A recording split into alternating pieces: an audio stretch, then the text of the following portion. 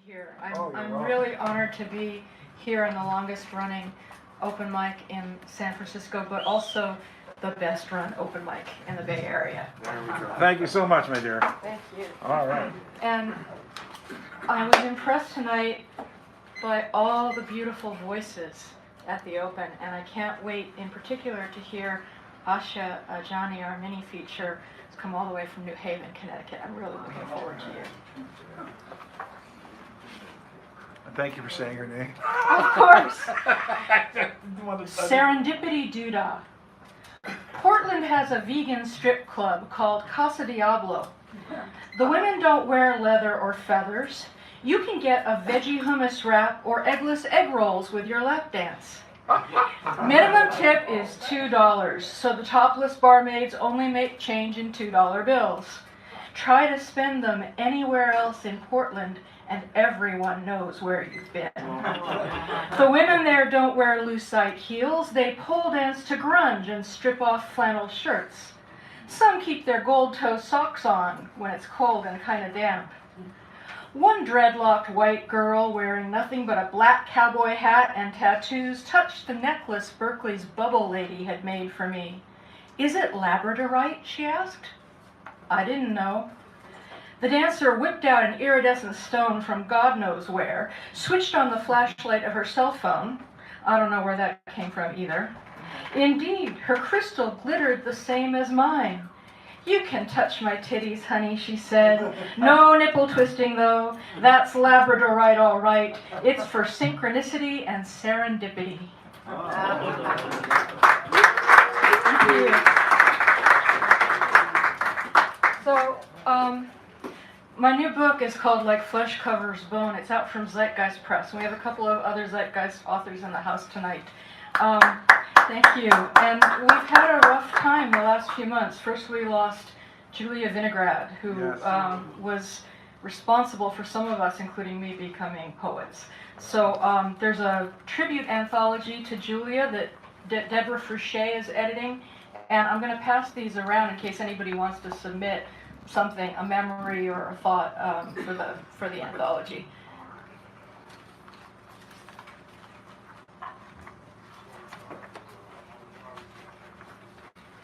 By torrent. The phlebotomist drew my blood. Instead of dark arterial crimson, outflowed hues I dyed my hair, cobalt, violet, fuchsia, bi-colors shimmering like a switch-hitting hummingbird's throat, widening from vein to river deep enough to drown an army of lovers. Oh, and for this one, the next one, called the Pincus, I want to pass out this piece of art. It's by Samuel Bach. Samuel Bach was a survivor of the Holocaust and a surrealistic artist. So I'm going to wait until that gets around the room, and then I'm going to come back to read the Pincus, which is an ekphrastic poem about that painting I'm passing out. This one gets at Tommy's poem about gender fluidity. Intersection. When I help a woman on with her jacket, my sexuality grabs my gender identity and waltzes it around the room. I'm a woman, but there's a man in me. He's a bit of a fop, sort of a pansy. He might be a fad. Why shouldn't everything about me be fluid? I'm a squishy skin bag of water and salt, ocean inside and out. As a child, I was sure I was a boy. The heroes of all the best books were boys. I pretty much lived in my head what I read. Now, I feel more like a woman, except around straight women. Then I feel like a butch lunk. My husband thinks I'm a femme because I wear lavender, color, and scent, and ask him to open jars.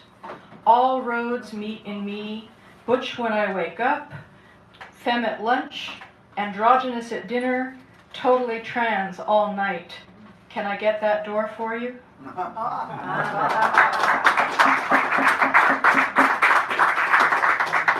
The Pincus. After God made or didn't make the world, he made or didn't make the artist Samuel Bach, whom he did or didn't drop in Vilna. When Sammy still drew with crayons, the Germans took his grandfathers to the forest outside Vilna and shot them. He started to draw with charcoal made from wood gathered in the forest. Two poets organized an art exhibit in the Vilna ghetto, invited the 9-year-old prodigy to show his work. The next year, the boy's grandmothers were taken to the forest and shot. The poets pressed into the 10-year-old's hand the Pincus, official record of the Vilna Jews, so that their stories, if not their lives, might be saved with the boy and his talent. His mother escaped with him to a monastery. All the boy saw in the Pincus was the blank spaces on the paper. He covered the backs of the fragile pages and the yellowed margins with drawings like a scribe illuminating a sacred text. 10 days before liberation, they shot his father. Later, Bach painted over and over the absence of God reaching from heaven through the bones of a destroyed house toward the forefinger of war-torn man. Always in the background, showing through where God would have been, the crematoria smokestacks. Wow.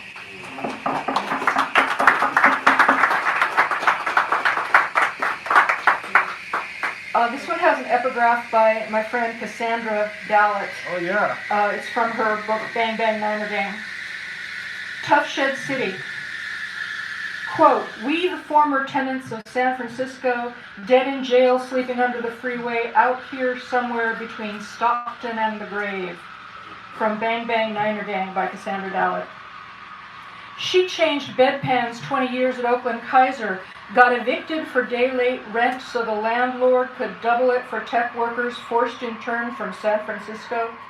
She ran out of Vicodin, stole fentanyl from patients, got fired and banned, sleeps in the rail yard, shoots up to Barrett. He drove the bus in a 12-hour shift until ride-sharing shut down the line, couldn't find new work at his age, lost his house in the crash, lived in a sidewalk tent camp where denizens got hit by cars at the off-ramp. They drove a truck for a rainforest grocery till Amazon Fresh drove it out of the market. They squatted in a condemned warehouse with other non-binary people and artists till a space heater plus a tangle of extension cords sparked and burned Queer Spirit to the ground. He supervised parking lots, but his back went to shit, started drinking again to numb the pain, got fired, wife kicked him out, cleaned windshields at the gas station, slept under an overpass, got beaten up, still thinks it beats the shelter.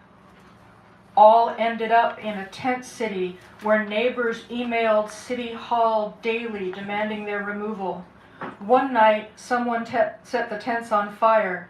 The city herded them into plastic sheds that used to be for rakes and spades, now stored other broken tools. Now that's my town.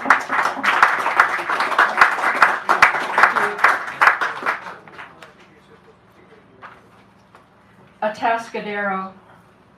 Our wheels got stuck between the San Marcos Pass and Salinas. Dead fennel lined the shoulder. "Let us remain in your hearts," said the side of a truck full of iceberg. We crashed in the Motel Inn on Baseline Avenue off the Senator Vernon L. Sturgeon Memorial Highway. Giant plywood cutouts of happy Hispanic peasants tilled the spinach fields. Paint peeled off the south side of the water tower. I filled an ice bucket at the rattle machine, fixed myself a Jack and Ginger. Prickly pears by the propane tank sang, "Luna, caballo, guitarra, cuchillo, amor." Yeah.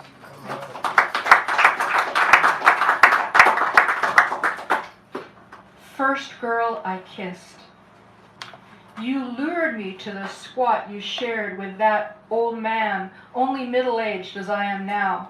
TV on, him in the lazy boy, just one room divided by a bookcase. We huddled on the other side. "He can't see through," you whispered. He could, though. I saw him seeing.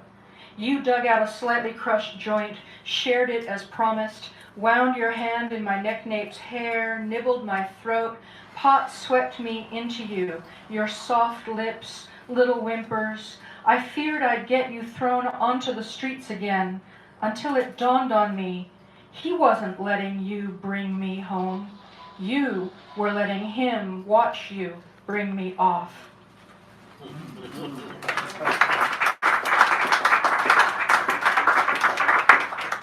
The New Age. Fishermen land sharksicles off Cape Cod.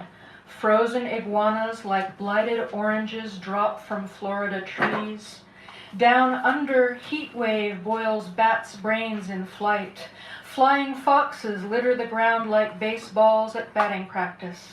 A subtle moon watches. Bayous dry up. Forests conflagrate. Floods flash. Mudslides from mountains to ocean. A brown bear frozen mid-roar paws at nothing, dead on the beach. Washed there from the national forest with twisted cars and splintered trees. The freeway is a river of muck over pieces of people. Gas fires light the night from broken... Thank you. Why they got deported. Because he had a tattoo of a heart with the name of his birthplace in Mexico. Because she used a social security number she had made up. Because he had one DUI 10 years ago. Because she overstayed her visa when she was 7. Because he didn't sound like he'd been born in Lansing. Because it took her an extra 3 months to save up the $495 to renew her work permit. Because 20 years ago he bought a car that had expired registration. Because she gave a hand job to an undercover cop. Because she took food stamps to feed her 3 kids while she worked cleaning hotel rooms. Because he had a joint on him 12 years ago. Because fire is hungry and famine walks the land. Because the night is dark and full of terrors. Because we don't want you to play with us. Because it's ours. Because we can.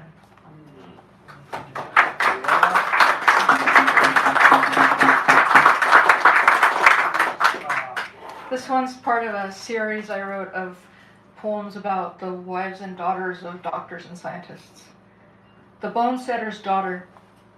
She dreams of comfrey and burdock, feels through skin and spasmed muscles, waits for marrow to hit the heart, pulls the stalks that serve for splints, boils the tea that lays down bone, mixes in ground egg and oyster shells. They come for her father, but after the crack, the scream, he leaves the mending to her. They give him a chicken, a hare, or a passed-down brooch, their gratitude mixed with suspicion. To her, he leaves the slow accretion of the months, the strength of calluses, the ache of rain.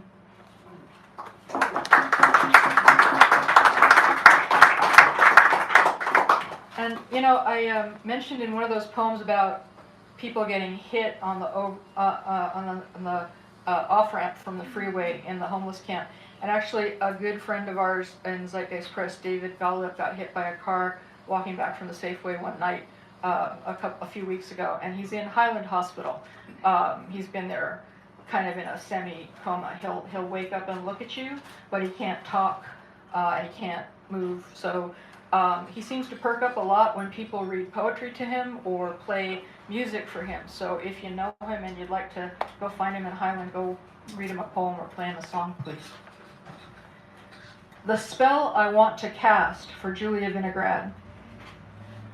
I want Julia's new boot and brace for her bum leg to galumph up the 3 flights of stairs like a one-legged prince to rescue her from her tower with its stained glass windows, ancient paperbacks, unwashed cutlery, portraits of old crushes, or of her as a winsome girl, long hair, wide mouth, and no idea at all that she was beautiful. It would sweep her leg into its embrace without any buckling or tightening, graceful as Erica Young's zipless fuck. Off she would stride in her 7-league boot, carrying a leather sack that never grew empty of rotisserie chicken, Coca-Cola, and See's chocolates. She'd scatter magic bat poems, flapping off high-frequency squeaking to pirate caves. She'd march all the way to Oakland, home of dangerous raiders and ninja anarchists. There we'd pile her into our decades-old Lexus and take her to crow at emerald and ruby Christmas lights. By morning, They'd pass through her enchanted mirror into a poem, fixed like lightning bugs on pins, forever winking, silent fireworks come to roost. Very good. Thank you.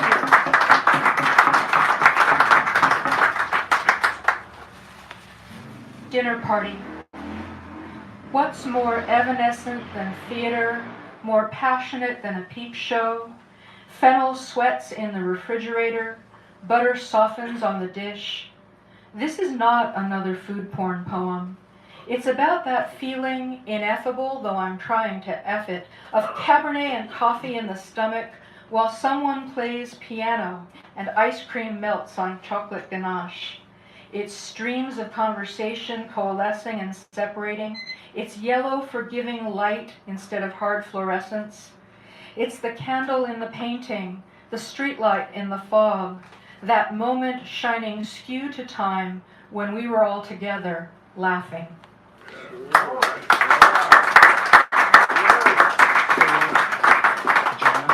Yeah, Like 5 minutes. 5 minutes, thank you. Bye, babes in the woods. What did we know? We thought we'd just be ogling together people of all genders all the time, painting ambiguous genitalia in fuchsia, purple, and turquoise on the bedroom wall, marching in our Bitch magazine and Lesbian Avenger t-shirts, reading Alison Bechdel and Marianne Mohanraj till our baby-bye eyelids drooped. We'd cuddle up like futon puppies, draw the shades on the 4th of July, watch Nosferatu while heteronormatives held sunshiny bake-offs and cookouts. We'd read our horror stories, homo poems, sexual histories of the garden snail at Perverts Put Out, Smack Dab, Queer Open Mic, The New Shit Show, The Godless Pervert Story Hour. We never dreamed in our wildest sparkly bi nightmares we'd end up with long-term healthcare insurance, forgetful parents tumbling downstairs, earthquake retrofits, a trail of dead friends, arguing on Tumblr with 20-something gender and sexuality police over whether bisexuals loved only 2 genders while pansexuals only fucked pans.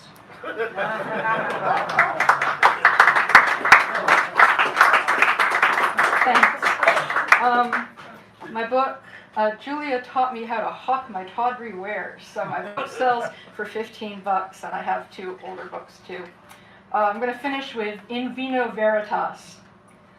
I wasn't conceived in vitro, but in vino, when my young mother got tipsy on artfully spiked fruit punch at my father's departmental holiday party. Of course we planned you, said my mother. We just planned you for later. I've known since junior high I was a diaphragm baby. It's good to be pushy. I'm a celebration. I'm a little Dionysus. I'm what happens when you let your guard down. I'm a whirlwind, slut puppy, firecracker, a one-woman oops with a radium glow. I'm truth and beauty, a force for chaos. If you don't like it, kiss my assertiveness. I'm a random accident, a tossed-off spark, a twinkle in the conceptual storm's eye. If you were conceived in vitro like my best friend's kid, throw all the stones you can at the transparent walls. Wine is truth serum, loved one, so bottoms up, not belly up. Belly up to the trough and imbibe the spiked Kool-Aid. Maybe, if you're lucky, you can shatter your own chrysalis, shine like the aurora borealis, bathe your baby soul in real Cabernet. Jen Steckel, keep it up. Applause, yeah.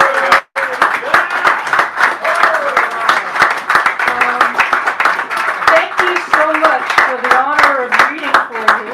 I'm going to pass around a list of upcoming performances and also